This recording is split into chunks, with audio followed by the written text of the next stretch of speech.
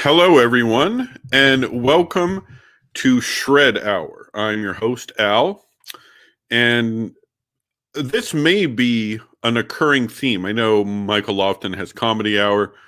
I don't want to do that. I want my own thing, so I'm going to start Shred Hour. Shred Hour. I was thinking of doing a video responding to Mr. Ubi Petrus, but I'll have to have him on another Shred Hour. I was going to make a video response to something he said, but today, the one who will be shredded is James White. Now, you might want to know, probably know James White, famous promoter of Calvinism. Let me just retweet my tweet live. Exclamation mark. I like to put 3 exclamation marks. Okay, so Shred Hour. Now, only yesterday, I happened to be just going through YouTube, and I noticed the dividing line was live. It's either yesterday or the day before. I think it was yesterday. And I'm like, let me just see what James White's talking about. So I click it, and he's up, and he's just starting a new segment. And the new segment is Pope Honorius. Ooh. Now, for those who don't know what that is, it's his favorite argument against papal infallibility. I don't know why he uses this argument. He's been shredded on this prior, and we're going to shred him again today. It's not a good argument. On the surface, it's a good argument, but once you dig a little deep, it's the last argument you want to use, believe me. So, hello, Tom. I don't know how to say hello in Albanian, but God bless you, brother, and God bless you, Eli. So, and he just did a thing on Pope Honorius. Not only did he not do an actual an in-depth refutation, he has had no knowledge in the last 20 years. He got shredded on this in, I think, 2000 or 2001 by Dr. Sungenis. And basically, he had debated Tim Staples about 6 months prior. Then he debated, and he did a lot better against Tim Staples. And then he debates Sungenis, then Sungenis blows him out of the water.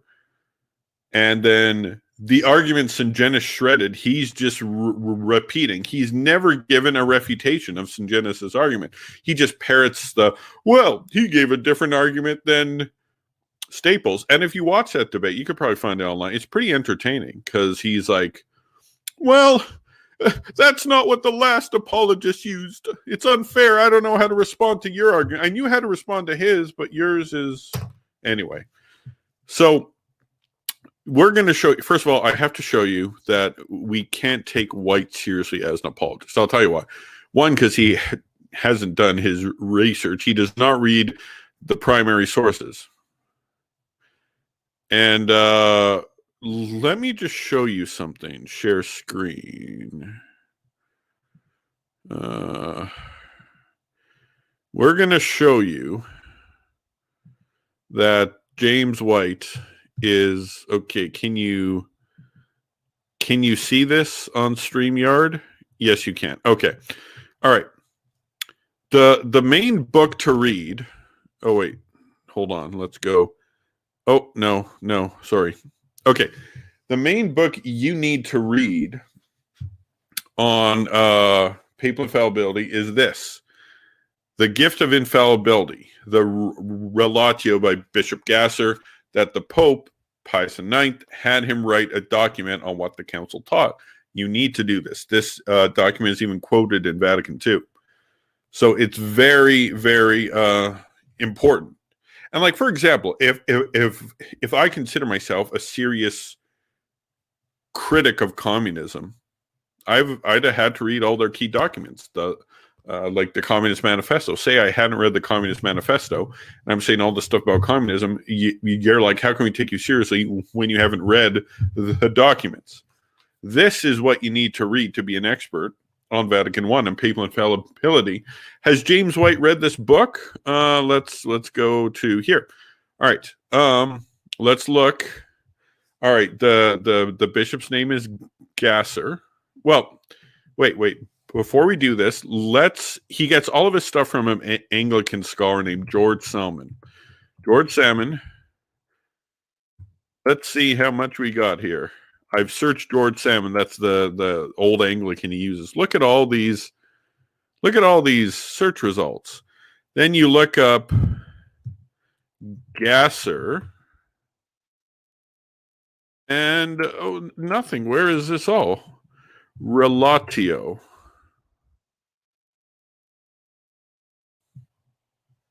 Okay, but it's not to do with papal infallibility. It's to do with all this stuff. But no, there's nothing on papal infallibility. He hasn't read the Relatio. And it's not an expensive book either. You just go and you can pick up this book. It's like $20 on Amazon. That's in Canadian dollars. In American dollars, it's probably like $15. It's a very cheap book. Let me see. Shred Hour made me think legit of guitar shredding. No, it's James White shredding. That's what's going on. Anyway, the point is, James White hasn't read the documents he needs to read. Therefore, he can't be considered a legit apologist on this stuff.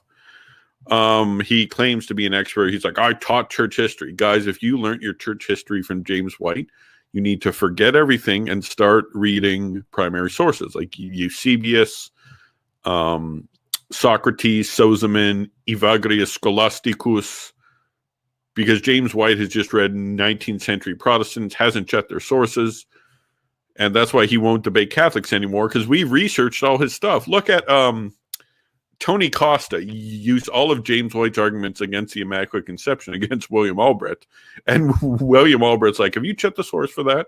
If you checked the source, no. It's like, well, they're all fake. You can't trust it. So, all right, now we are going to get into a debate. Like I said, I turned on James White yesterday, and he was just starting a new segment on Pope Honorius. Pope Honorius. Let's see. Let's add him to the screen. All right. Oh, there we go. Let's dive into something that you never expected today. Oh, by the way, James White, this like 14 or so minutes in, if you go back and listen to the first 14 minutes, they were really good. He was talking about politics. James White should only talk about politics. Anyway. How many Roman Catholics do you think that was a nice transition? Notice I paused for a moment.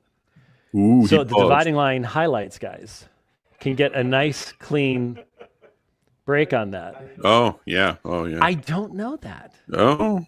I was just saying we've got to start following. He's starting to take forever too. This is what Tovia Singer does. He'll take. Of course, Tovia Singer's that blasphemous rabbi, the hater of God and all that is good. Piece of human waste, Tovia Singer.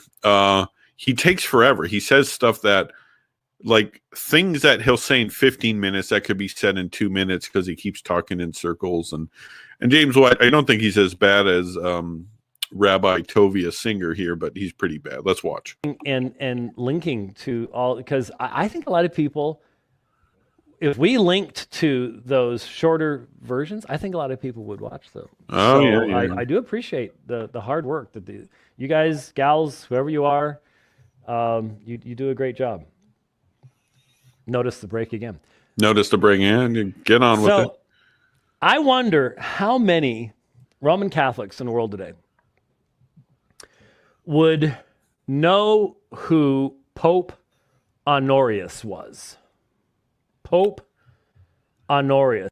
Probably almost none, unless they're history geeks or apologists. I mean, let's be honest here. Most, if you ask an average Catholic, who was prior to Francis? Well, Pope Benedict. Who was prior to Pope Benedict? Well, that was Pope John Paul. Who was prior to John Paul? It's like, they may know John Paul I, but like prior to John Paul I, they don't know anything, you know. It's unfortunate, really. I actually had an image, but I decided not to pull it over here because obviously no one really has a meaningful image of Pope Honorius. But Pope Honorius was Bishop of Rome in the 7th century, and he had a fair amount of communication and written correspondence. Could you talk any slower, Dr. White? With Sergius, who was, I believe, the Archbishop of Constantinople. So a patriarch, meaningful leader in the Eastern Church. Yep. And there's a long history of correspondence. It sort of breaks down a bit after 1054, but there's a lot of interaction. Much can be said about that, but not today. That took place definitely over the centuries, which is interesting in and of itself. Anyways, Pope Honorius, I want you to go back in history with me. All right. Pope Honorius and Sergius have a written discussion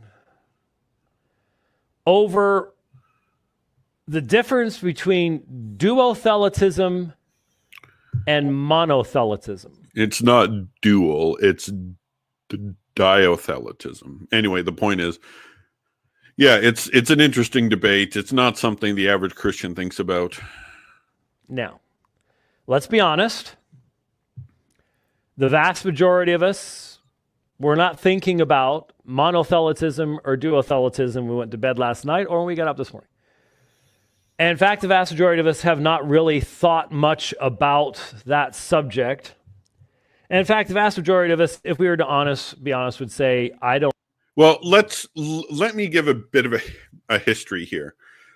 Since the Council of Chalcedon, actually technically since the Robber Council of Ephesus, you had the Monophysites, and the Monophysites were in the Eastern Church, but they refused to be Chalcedonian, especially Severus of Antioch really attacks Chalcedon. And the whole point is in the Eastern Church, you had two churches. In the West, it was all Catholic. In the East, it was Catholic.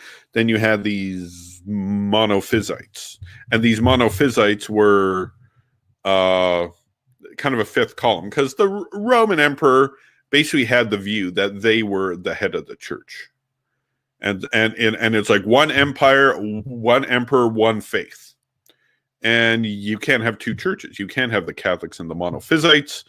You have to have the Catholic Church only. And they tried to be the head of that church, even though the Pope was head of the church with his college. But so and there were many ways to do that. You had the Henoticon in the early 6th century that caused the Acacian Schism. You had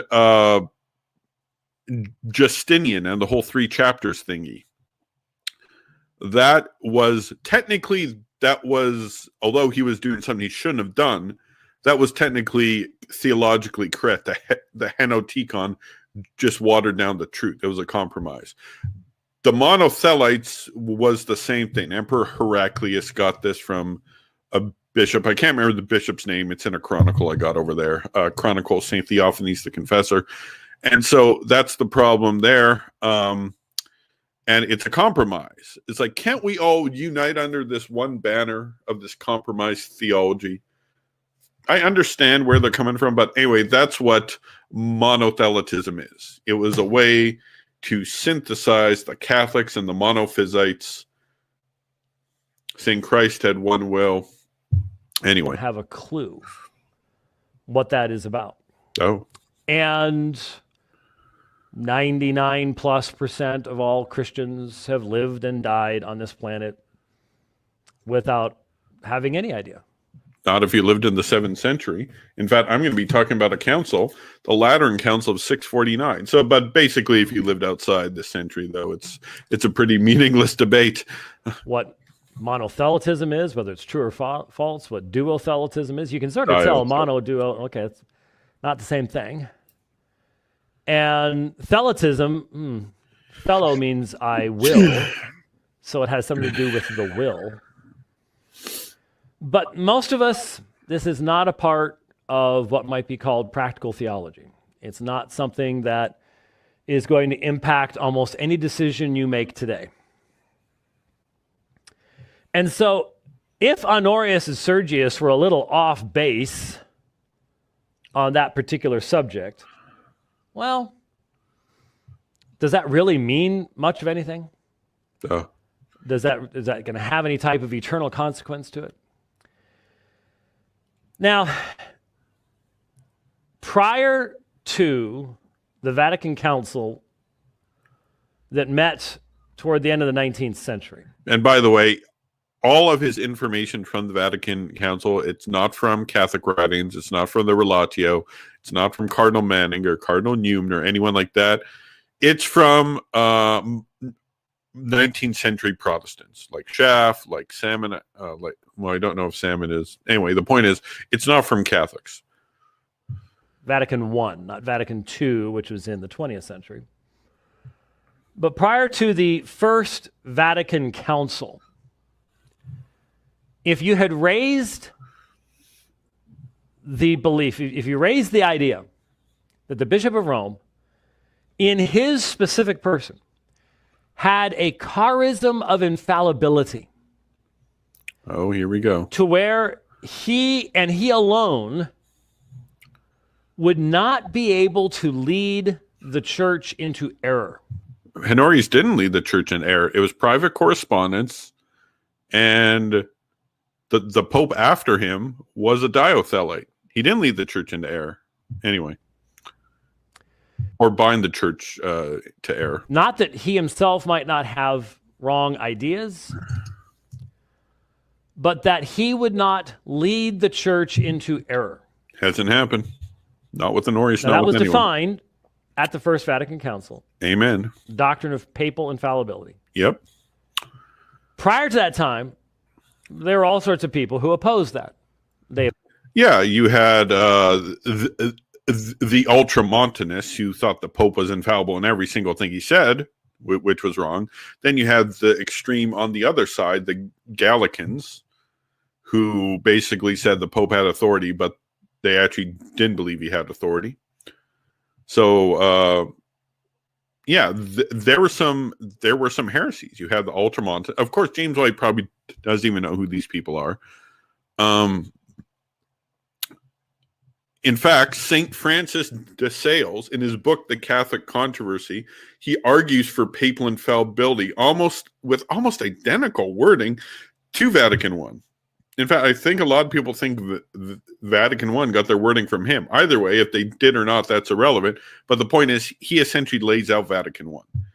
And he admits Honorius was a heretic. How could you do that? Anyway, I'm getting ahead of myself here. Opposed it because, for example, they could look at history. Oh, guess what? I've looked at history too. I mean, and see, and the thing is, this is not even the best argument against the papacy out there. It's actually a really bad argument. In fact, I'll tell you what the best argument against the papacy is. I still think I can refute it, but I'll tell you the best later. Anyway, continue. And they could, demonstrate, for example, the papacy was incapable of healing itself of the Babylonian captivity of the church in the 14th century. Well, no, because the popes in Avignon were false popes. I'll tell you why. Because when they went back to Rome to elect a new pope, I think it was 1378, they elected the Archbishop of Bari. And then some cardinals didn't like that, so they go back to Avignon and elect their own pope. That's a false pope. Now they claim the conclave was under duress. No more than usual. You know, it was this stupidity of hanging out in Avignon for half a century that screwed things up. And into the 15th century. Oh, yes. And that the various popes had anathematized each other between Avignon and France. The one pope anathematized the anti-pope, and the anti-pope tried to anathematize, but he had no power because he was an anti-pope, the legitimate pope. In Rome, I'm sorry, Avignon and Rome. And that there had even ended up being a third pope briefly. There was actually 3 popes early in the 11th century before the Reformed popes came along. So it's not new. Of course, there's no 3 popes. There's 1 pope and 2 anti-popes. But James White just calls it 3 popes. There's 3 popes. No, there's 1 pope. There's 2. There's a ton of anti-popes alive today. How come James White isn't using them? There's a guy named Pope Michael, calls himself Pope Michael, in the States. Now, if all the Catholics in the States, I don't know how many Catholics there are, 50 million, they decide to break with Francis and join up with Pope Michael, that wouldn't make him, Pope Michael, any more legitimate than he is now. And just because they had kingdoms behind them, it was normally for political purposes. And guys, I want to know, can you hear me clearly? Can you hear me clearly? Because I think the volume on my mic, can you hear me better now? Show me a 1 if you can hear me well. Show me a 0 if it's not that well in the comments. Thank you. Anyway, we're back. As well. But some people would say, well, it wasn't necessarily teaching or doctrine, but I would personally think that it's pretty obvious if you anathematize somebody, you have to have a doctrinal basis for doing that. And there were other arguments that could be made, but the strongest argument that anyone could come up with No, not the strongest. was the story of Honorius. No, not even close. It looks strong on the surface, but obviously it's a house of cards. Okay, I'll tell you the best story against the best argument against Vatican I right now. I'll tell you the best story. The best argument against Vatican I. Pope Vigilius. That's your best argument. Pope Vigilius is your best argument against Vatican I. I still think I can refute it, but I have a tougher time refuting it than the Pope Honorius. So the Pope Honorius is like, and most Protestants don't know about it because most Anglican scholars don't bring it up, and they get all these arguments from the 19th century Anglicans like Salmon and that. Pope Vigilius, I taught to Eric Ibarra. He agrees with me. In fact, he told me that. That's their best argument. So most Protestants don't use Pope Vigilius, and most Eastern Orthodox use him incorrectly. So they give us an easy time. But I mean, that's the best they got. Pope Honorius is not even close. The story of Honorius. Oh, yes. Now, I won't have time today to go overly deeply into it. If you wish to read about it, you can take about 7-8 pages from Schaff's history. There you go. Philip Schaff, that's where he gets everything. He doesn't read the primary sources. He goes right to Philip Schaff. The Church, Volume 4, pages 500 to 507, if you would like to look them up. But let me just run through an outline of the history, and then let's think. Well, let's put ourselves in history, all right? Get plugged into the This is a dispute about whether Christ has 1 or 2 wills. You might say it's a dispute over whether you can have a true human person who does not have a will, or whether a will is properly definitional of any human person. Hurry up. So, did Jesus, who is one person with 2 natures, is a will definitional of each of the natures, and therefore he has 2 wills?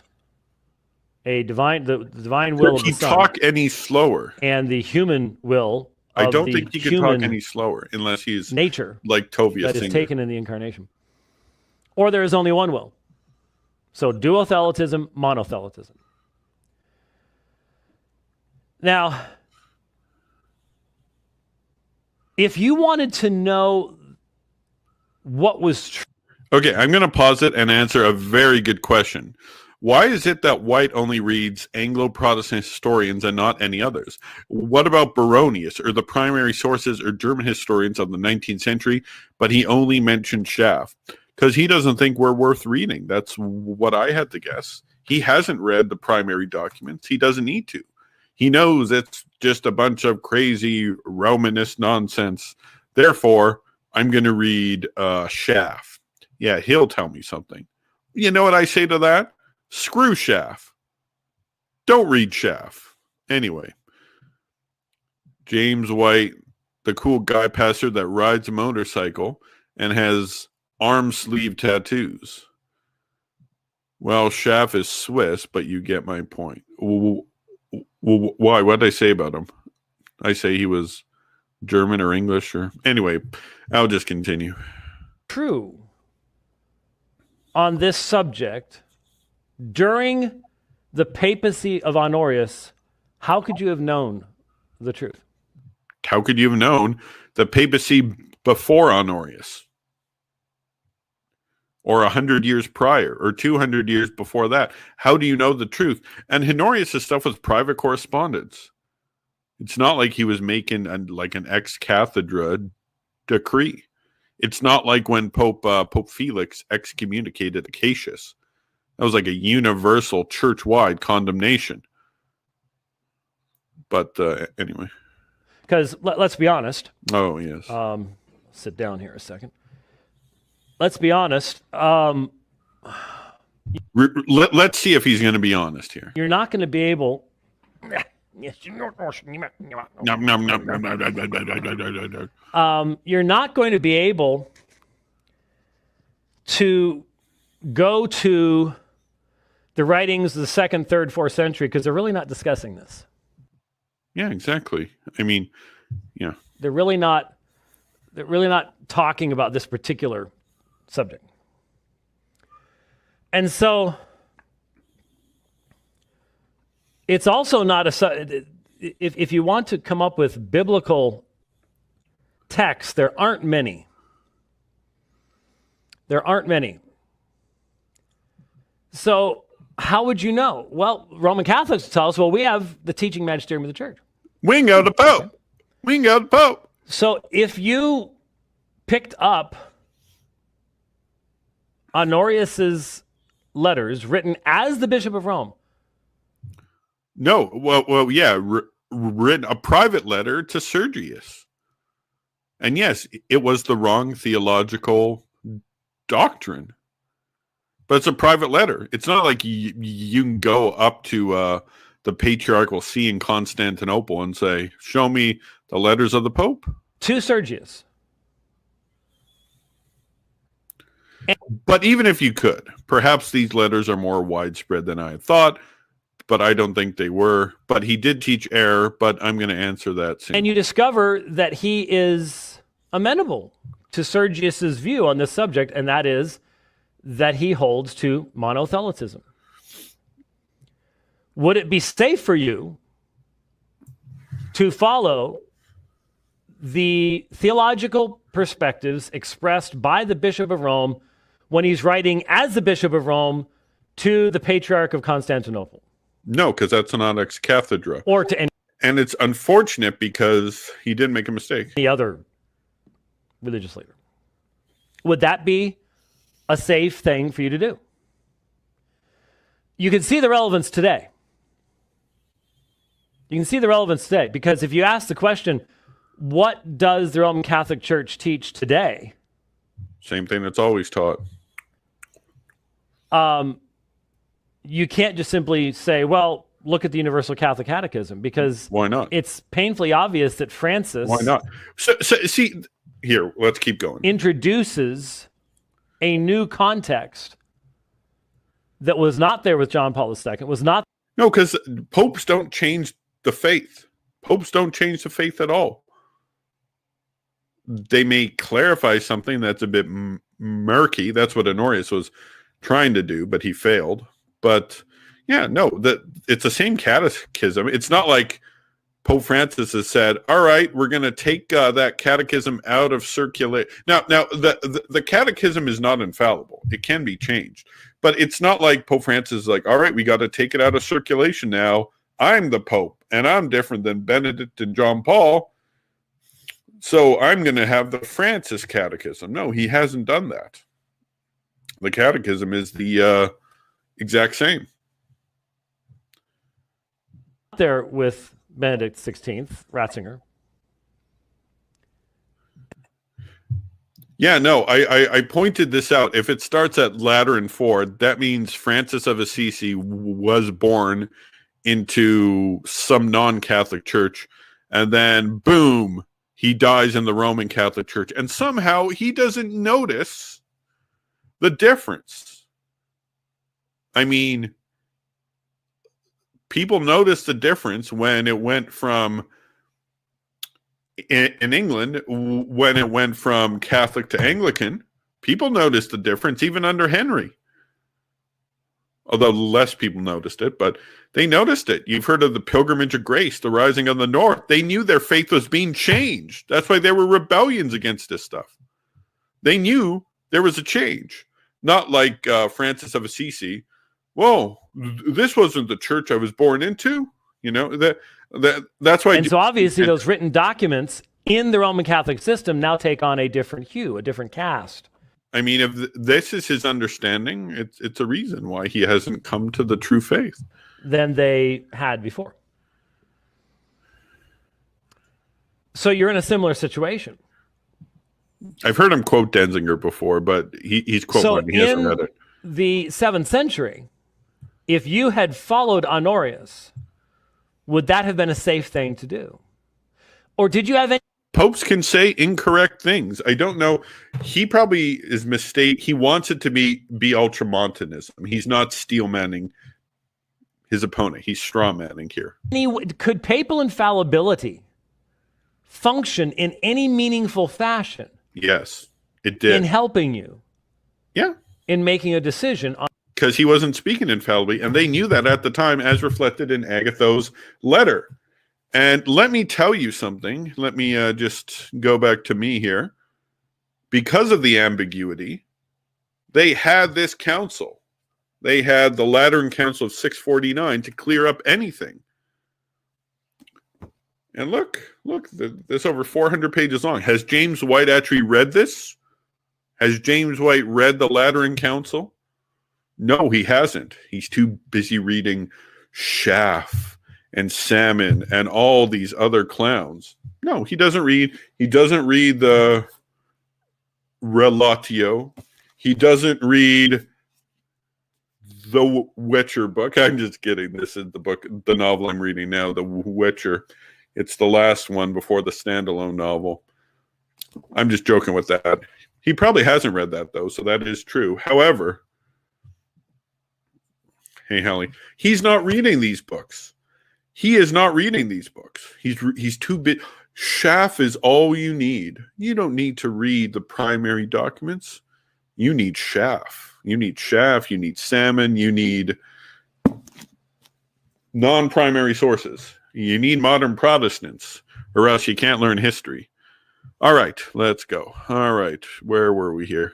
All right, so let's go back to here. On this doctrine. Well,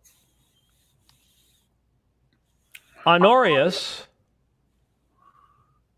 taught, as the Bishop of Rome, speaking on a matter of doctrine, in 2 letters to Sergius, the not to the entire church, which is what you need for an ex cathedra.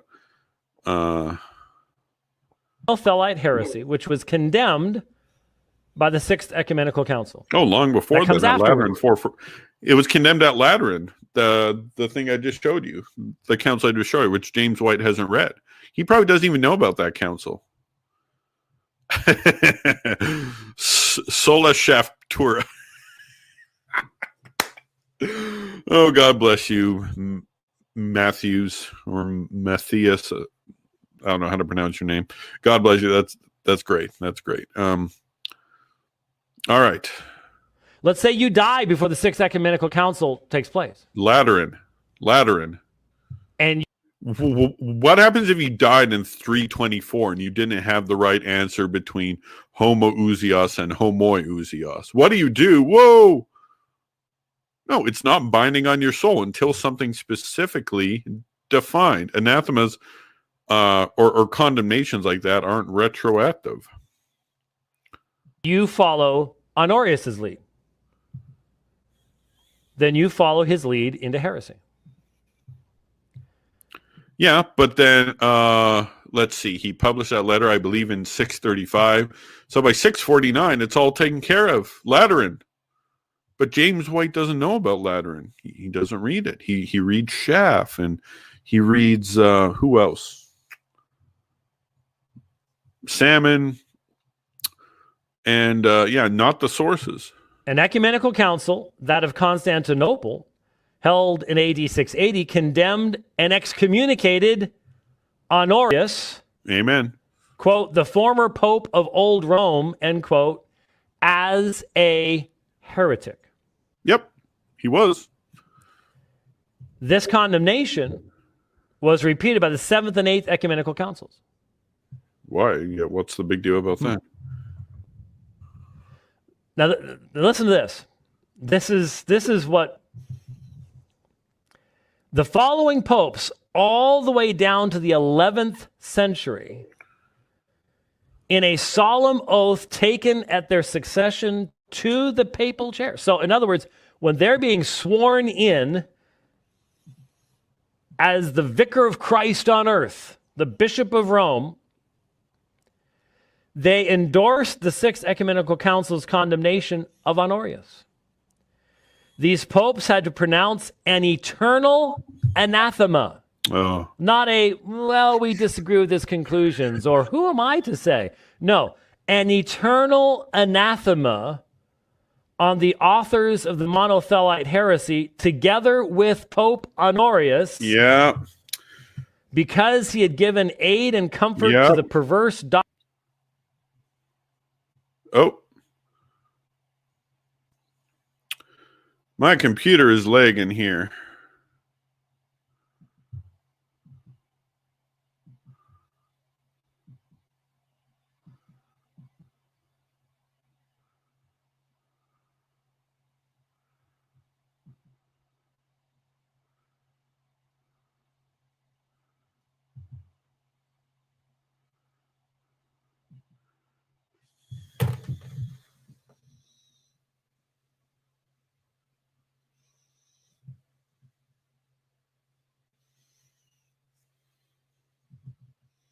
Doctrines of the heretics. Every pope, all the way down to the 11th century, for hundreds of years, had to anathematize one of their successors as a heretic. Yawn. So, 3 centuries, publicly and openly recognized. And yeah, exactly. And we also agree that the paper, it says in Pope Agatho's letter, I can't bring it up because I lag if I bring it up. I should have got this ready. But did you know, James White? Well, he does know that Luke 22:32, faith will not fail, that famous verse, is applied to the Pope in Agatho's letter. So the faith won't fail. And the path has never erred. It says that in the letter. But if it's never erred, what about Honorius? Well, they knew about Vatican I back then, so he wasn't speaking infallibly. They knew he wasn't speaking infallibly. Private letters aren't infallible. Thank you. This only impresses someone who hasn't read that much on this issue. Yeah, that's true. He hasn't read Francis de Sales. And he also hasn't read this, the Lateran Synod, 649. Anyway, he's trying to shock Catholics, trying to destroy their faith. And by the way, I've talked to many Catholics who became Protestants in the 90s or early 2000s because of James White, but have come back because they realized that they got snowed. They got snowed by shallow arguments like he's trying to give right now. that he hasn't improved for 20 years. Sungenis shredded him on this, and all he's ever said is, whoa, his argument contradicted Tim Staples. Yeah, Staples was wrong.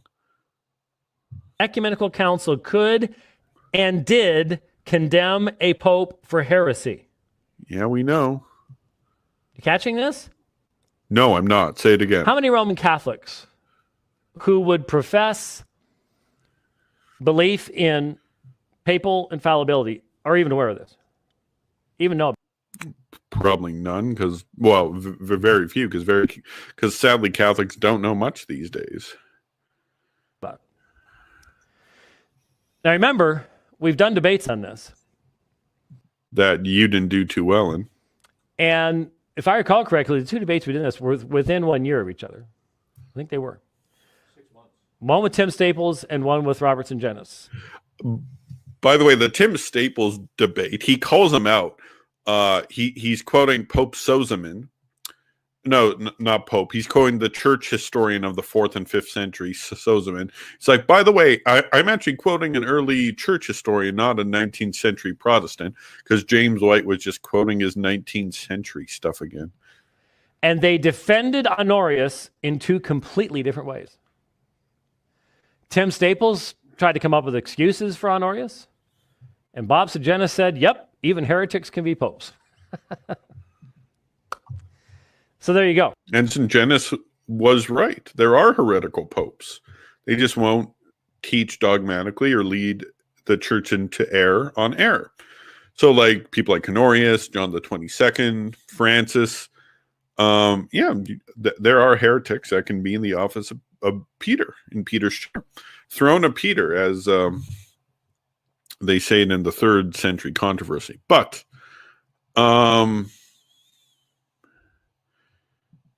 and Protestants have different views on things as well, but James White does not know that either.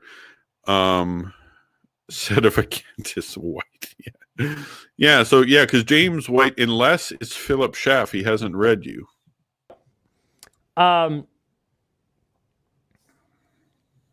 Also, popes for 3 centuries admitted that the 6th Ecumenical Council had rightly condemned Pope Honorius for heresy. Well, yeah, because ecumenical councils aren't wrong on anything. So obviously what was in the council was right, and popes believed that at the time.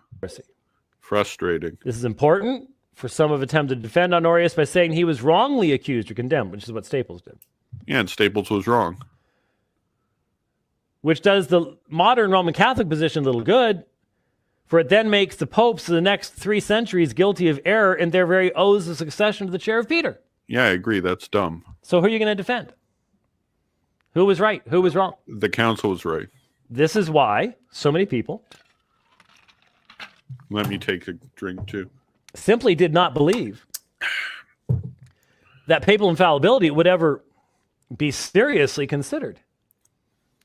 No, but keep in mind, back in the 1860s, it's like, what exactly is papal infallibility? By the way, there's a good book by Cardinal Manning. He wrote a book before the council and a book after the council. His book before the council, where he goes to defend papal infallibility, is great. In fact, hold on, I'm taking a look at my bookshelf. I will find you the book you want to read.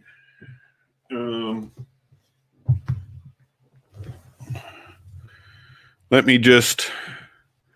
Here's the book you want to read: The Ecumenical Council and the Infallibility of the Roman Pontiff. This is what you want to read. This is actually a Catholic talking about this stuff. I know James White's like, well, it's not Schaff, so I don't know if I can trust it. Or it's not Salmon.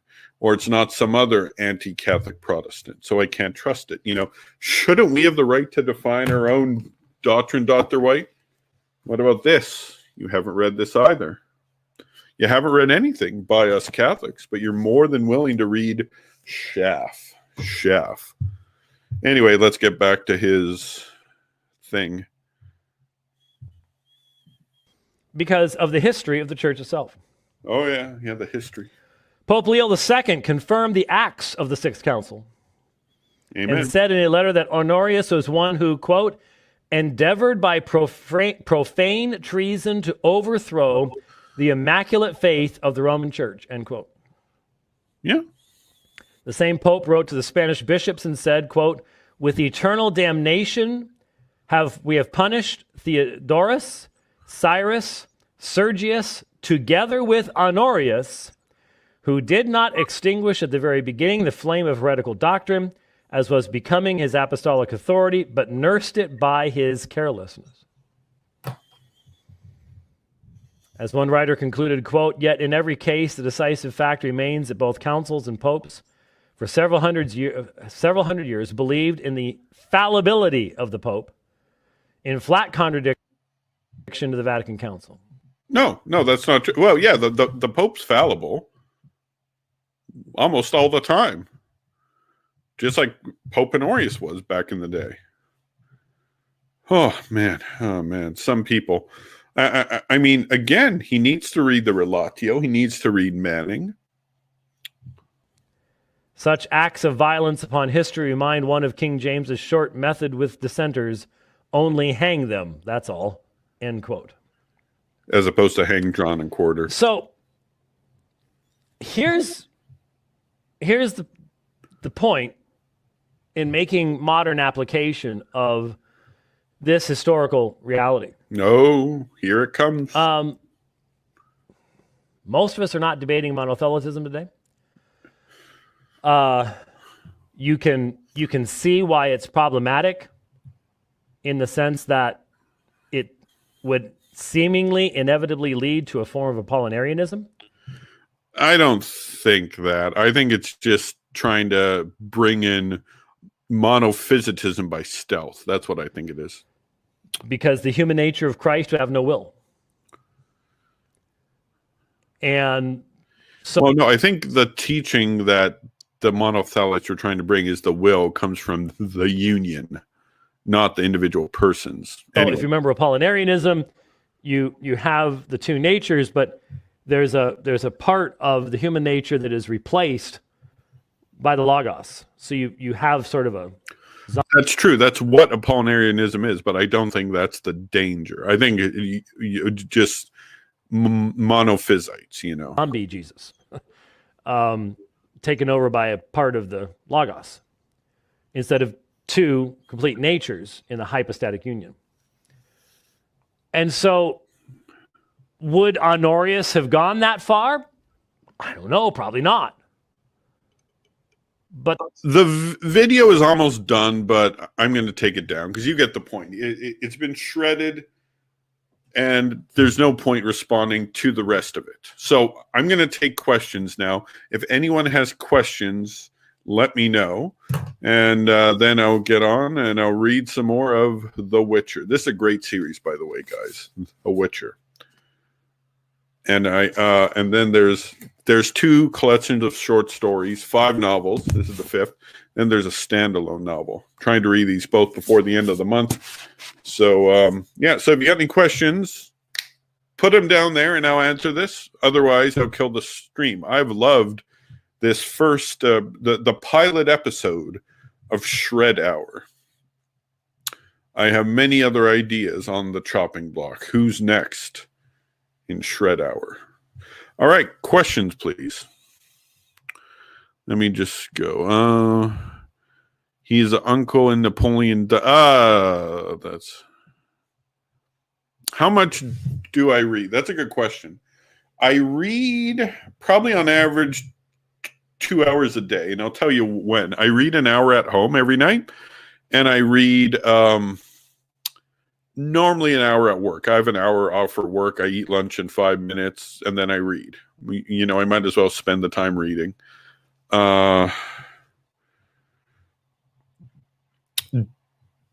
Do you think that infallibility applies to definitions and condemnations like the syllabus of errors? I don't believe it applies to the syllabus of errors, although that's a very authoritative document. There are infallible things in there, but I don't believe that document is necessarily infallible. Any more questions? Let me just take a glass of water here.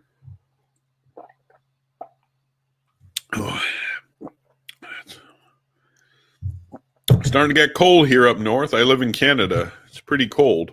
Oh, by the way, on Wednesday, guys, at 7 p.m. Pacific time, I'm getting together with a couple of my friends on this channel, and we are going to shred a book. It might be a shred hour. No, because I've already created the video for it. But Michael Corrin, his book, Michael Corrin, the Apostate, his book, The Rebel Christ. We are going to destroy this book. And on the book, look, he has an endorsement from Stephen Fry. Stephen Fry. Integrity, wit, and passion. A fine advocate for the best of Christian thought. Stephen Fry, guys, a guy who hates Christianity, who's an active homosexual, who's quote-unquote married to someone half his age. That's who Michael Corrin's getting endorsed by. That should say something. Like, if you're a pro-life activist and Planned Parenthood is endorsing you, what does that say? Anyway, how many ex-cathedra statements do you think have been made? I don't know, really. I don't know. I've not ever taken the time to count them. But I don't know. They're not too often. Father James, we just had, it's a shame you couldn't join us. We were doing Shred Hour, where we were shredding James White's condemnation, trying to use Pope Honorius against papal infallibility, and we shredded it. Shred Hour, hint Shred Hour. There you go. There's the answer. Oh, by the way, Gasser's Relatio. I recommend it to all. I know Father James has read this book. And that's good on you, Father James. It's Father James, if you go back and watch this, I was demonstrating how White hadn't read this book at all. You can't find it on his website. You type Gasser into his website, and you can't find it. Like I said, if I was criticizing communism and I hadn't read the Communist Manifesto, it's pointless, right? You know, what kind of anti-communist am I? Alan Rule destroys James White with facts and logic. By the way, Father James, right before you came, I gave a plug for our upcoming video on Wednesday, where this baby's getting shred. The Rebel Christ. We're going to shred Michael Corrin, because Michael Corrin is a rebel against Christ. How is that true? Well, you got to tune into our hour next Wednesday, starring me, starring Barely Protestant here, Father James, and our good friend John Fisher 2.0. And it's going to be fun. It's going to be fun. All right. So we got 7 more minutes. I'm going to kill the stream at the hour. So, yes, I read more of it today. My eyes only stopped bleeding just now. I'm curious, Father James, how far are you into this book? In fact, I'll give a preview. There's a piece of scripture I'm going to quote in this book. It's actually one of the most powerful passages of scripture from the Gospels. I'm not going to tell you what it is, but it exposes what Corrin tries to do in the first chapter. In the first chapter, I don't know if I should spoil this. This is too good material. Just a few chapters. Well, I don't think there's that many chapters in the book. There's 4 chapters in the whole book. I think there might be there's 4 chapters, then there's a last word. And we know, how do I get a hold of Mancy? I don't know. I don't own Mancy. I don't know. I don't know. Just search online, I guess. I'm sure there's PDFs available. Either way, it's not cheap, but you should try to get the stuff that you oh, okay. All right. I do got to agree it's a painful read. It's a short read, though. It's only 140 pages or something. So, no, but oh man, I can't wait for this review. I am looking forward to this review on Michael Corrin. Oh man, it's so good. All right. Are there any more questions? Then I'll kill the stream. I'm thinking about how, like I said, this was the pilot episode of Shred Hour. So hopefully, nice. There will be more Shred Hours coming up. The one thing I'm scared about is if I have too many files going, it lags. Like I was trying to search up something on UAdmin and it lagged the stream. I don't want that to happen again. So I got to be more careful. So I'm going to be a bit more careful next time. Make sure I have all the quotes downloaded on a Word document before I go live.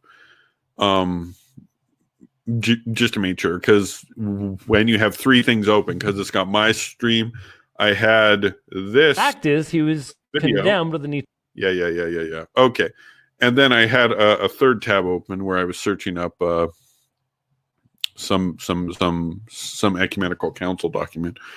All right, so that looks like it's all. You mention DeSales. Does he talk about infallibility in the controversy? Yes, he does. In fact, if you go to my website, alanrule.com, I can't remember the name of the article, but I quote it there. Yes, it's in there. I can't tell you the exact... here, hold on. Let me go to my website, alanrule.com.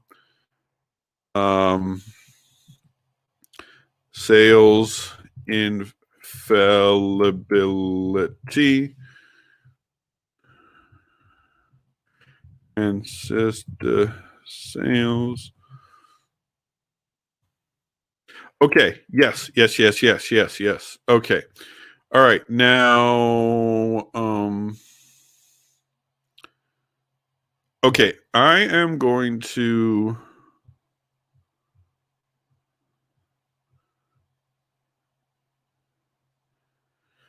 Okay, let me put this in the comments.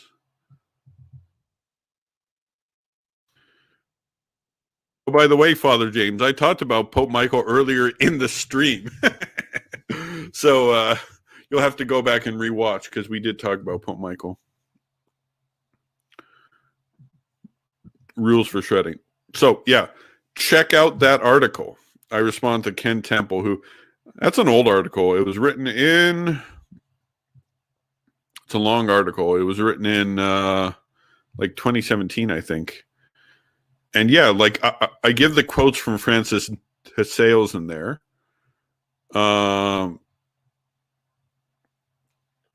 In fact, I'll quote it here. I'll see how much time I have left. We got 2 minutes left. So let me quote it. It says, quote, so everything...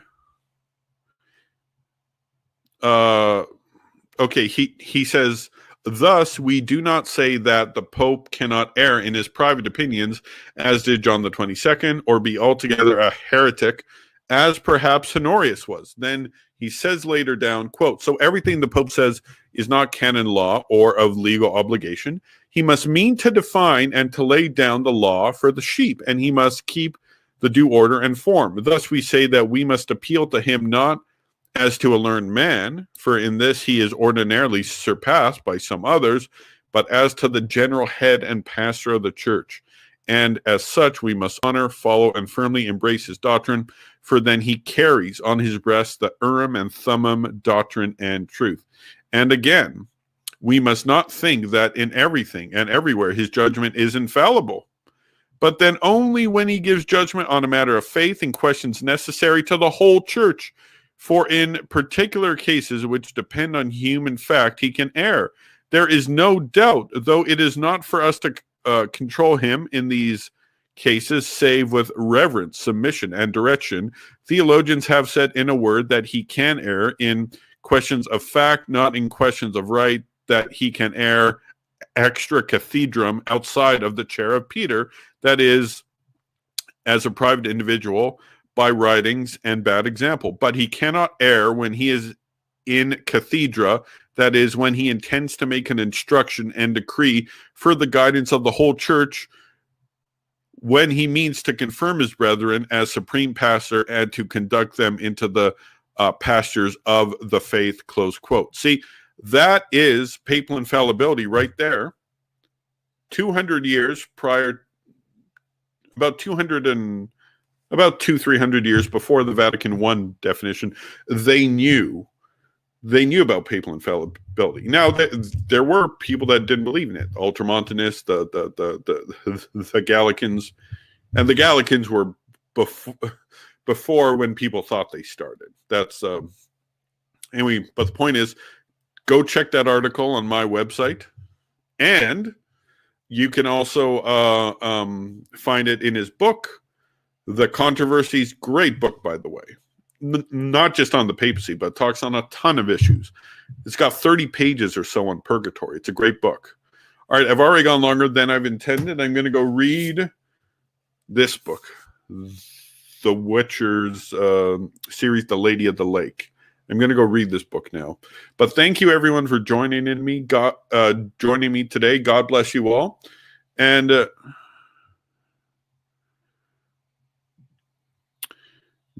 Gallican should have won the day. We might have all been one now. Okay, well, that's interesting, Father James, because in this book by Cardinal Manning, The Ecumenical Council and the Infallibility of the Roman Pontiff, he talks about Gallicanism, and he compares it to Anglicanism, actually. And he says that Gallicanism is more dangerous than Anglicanism, because Anglicanism makes it clear the Pope has no authority in England, right? That's what the Anglican Church says. But what the contrast that with the Gallicans, who said, yeah, the Pope has authority here, but they ignored the Pope. They did their own thing. He had authority on paper, but in practice, he didn't have any authority. So, yeah, no, and that is... that had to do. See, I don't like when politicians get their hands into the church. I know that's pretty much how Anglicanism was started, with Henry VIII and eventually Edward VI getting involved in the church. I'm so proud of it. Yeah, and so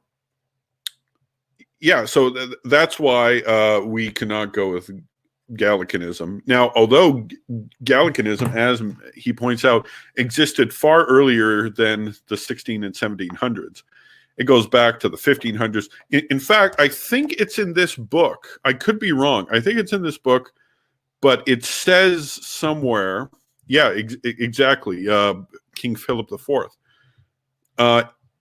It says somewhere in this book that the whole reason the count, like, for example, you've got Vatican I, and you have Trent, which came 300 years earlier. I think it's this book that says, I can't remember, I've not read this book in some time. Why didn't the Council of Trent tackle the whole papal issue? Why? They could have.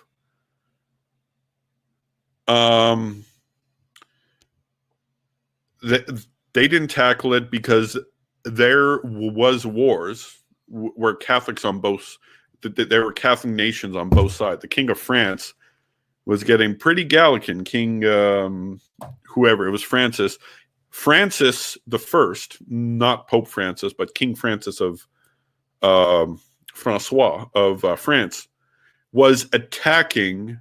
The whole reason Protestantism got off the ground is Charles V had no power at home because he was trying to fight a two-front war. He had the Turks on one side harassing him and the French on the other. So each time he defeat the Turks, it's like, oh, the Turks, I can finally deal with the French. Oh, I dealt with the French. Now I can suppress Martin Luther.